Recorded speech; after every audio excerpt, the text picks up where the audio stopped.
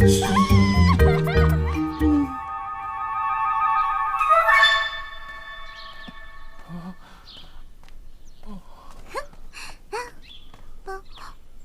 广，景柔，你怎么了，阿广？这些还不都是孔少商要的胭脂水粉，可沉死我了。这些都是你买的？哪儿啊？他嫌城里的胭脂水粉都不够细滑，怕伤了他那吹弹可破的小脸儿，所以从香膏到腮红都让我样样亲手做给他。从昨天晚上到现在，我一刻都没歇过，快累死我了。那你干嘛听他的话呀？我这不都被他逼的吗？不行，我们得反击，给他点颜色看看。红色还是黄色啊？你说的倒容易，怎么给他颜色看啊？阿广，你试过辣椒粉、腮红吗？你这是要弄死我呀，姑奶奶！瞧你那点胆儿，还想不想翻身农奴把歌唱啊？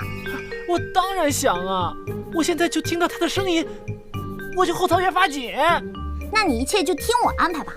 我现在呢可是准王妃了，仙齐也不敢把我怎么样。在这个灵齐王府里，我现在是最大的了。那你可得罩着我啊！放心吧，就等着你放开手脚，大干一场啊！得嘞，看我不整死丫的！双双姐，做个东西那么慢，你少挨呀！哟，瞧你这话说的，您吩咐的东西我不得认真做啊？这一认真啊，难免就耽误点时间。这都什么东西啊？这瓶子上不是写着呢吗？哎，双双姐，这可都是按照你给的单子上的方子配的，要是出什么问题，你可别怪我。能出什么问题呀？我都用这么长时间了，站着干嘛？赶紧走啊！我还巴不得呢。去。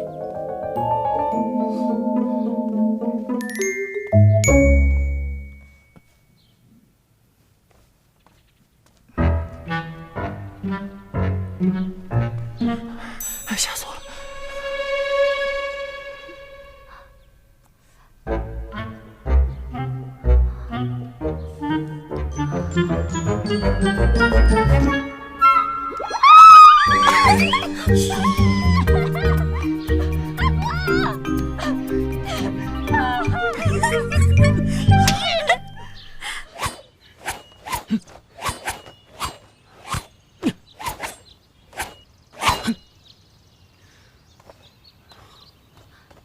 王爷啊，不必。切，真受不了。双安姑娘，你这脸……哎呀，双儿还有些事情，就先走了。王爷尝尝这个。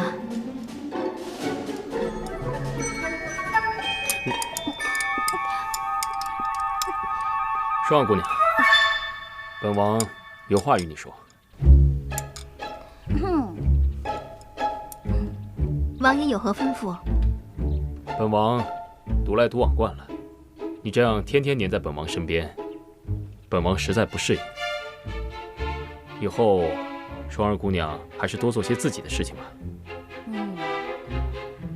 这王府各司其职，双儿只是不愿意做一个闲人罢了。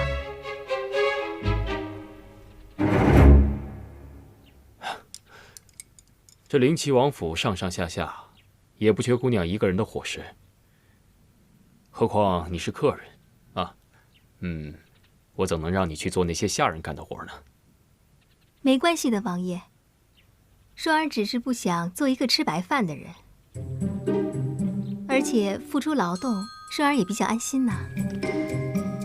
啊，既然这样，那就让李大哥给他安排活干啊。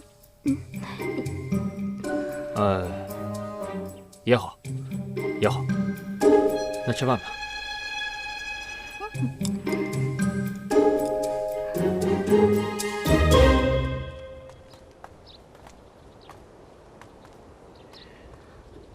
姑娘，就在这儿倒夜壶吧。在下告退。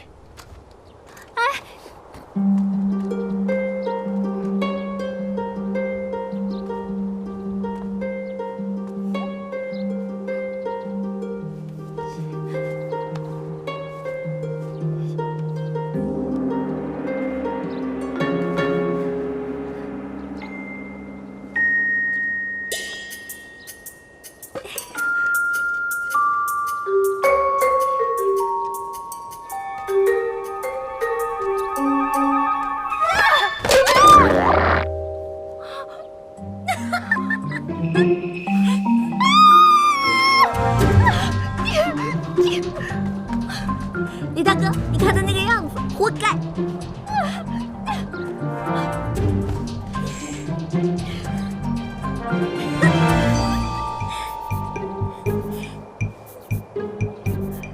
李大哥，哎，你说明天让他干点什么好呢？啊？让他专门给你倒公户。好啊！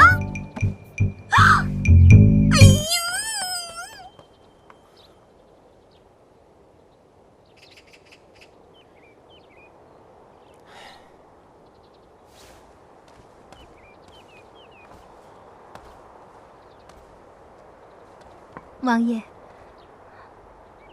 舒儿亲手绣了一个荷包，想送给王爷，还请王爷不要嫌弃。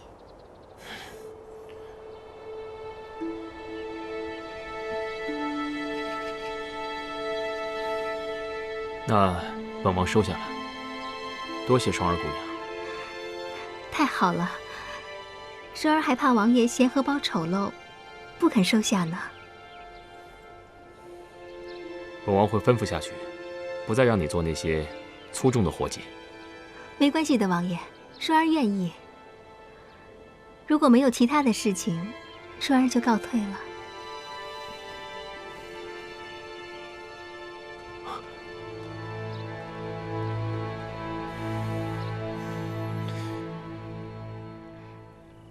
尊上如此急召双儿，不知道双儿是否有不妥之处呢？双儿这几天以退为进，做得不错。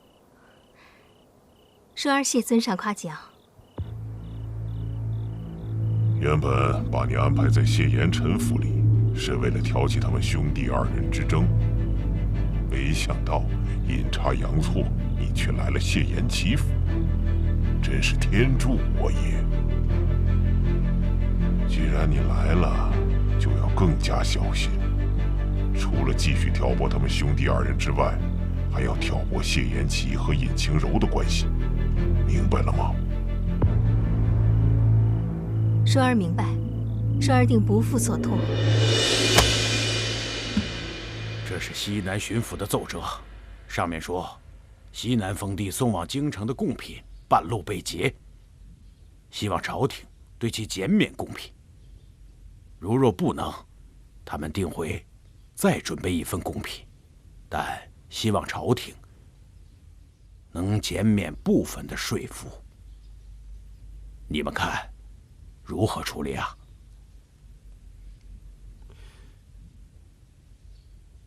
这样吧，这件事情你们回去要好好的考虑，明日早朝再与我商议。儿臣领旨。好，下去吧。儿臣告退。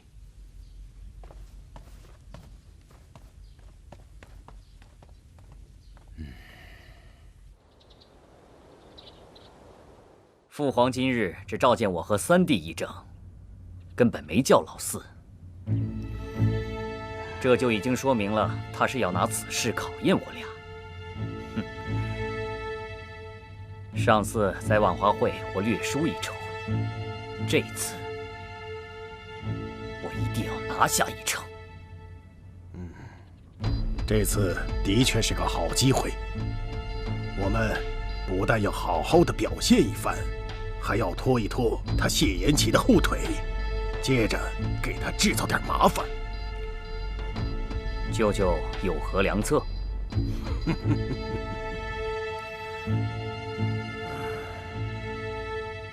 哎呀，阿广，你倒是快点啊！咱们乐天斋的招聘启事呢，是要自己去贴的，别等你写完了，天都黑了。哎呀，行了，我的大小姐，你就别站着说话不腰疼了，嫌我慢，你来啊！哎呀，好了，阿广。哎，你说这个地方也没个招聘网站什么的，哎呀，真不方便。你这么一说，倒让我越来越想家了。哎，王爷，冰块脸，你怎么这么着急就回来了？你不是去讨论国家大事了吗？看这个时间，应该不会有什么大事吧？你若不说话，没人当你是哑巴。哟，看来虽然不是什么大事儿，但是挺心烦的。来说说吧，本小姐就给你匀这么一点点的时间，陪你聊20块钱的，说吧。西南巡抚上书，西南封地送往京城的贡品被劫。我也问过户部的人，他们说西南当地困苦，今年又逢天灾，所以请求减少纳贡。他们还提出了要求，若是再补充一份贡品的话，希望能够减少今年的赋税。然后呢？父皇让我和二哥回来好好想想，明日早朝商议此事。这确实是个难题啊！民以食为天，如果都吃不饱穿不暖了，还纳个屁税啊！我的意思是啊，这个税收啊是国家的主要来源。可是如果说减就减的话，那岂不是成了儿戏？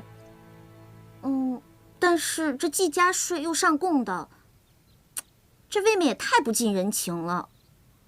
哎呀，好纠结啊！看来你倒也明白，所以我也在考虑，到底应该如何是好啊？这西南贡品到底是什么？得有多值钱呀？能让别人冒着杀头的罪都得去截胡？你不招人讨厌的时候，还是挺有用的。哎，你，去，没意思，不跟你玩了。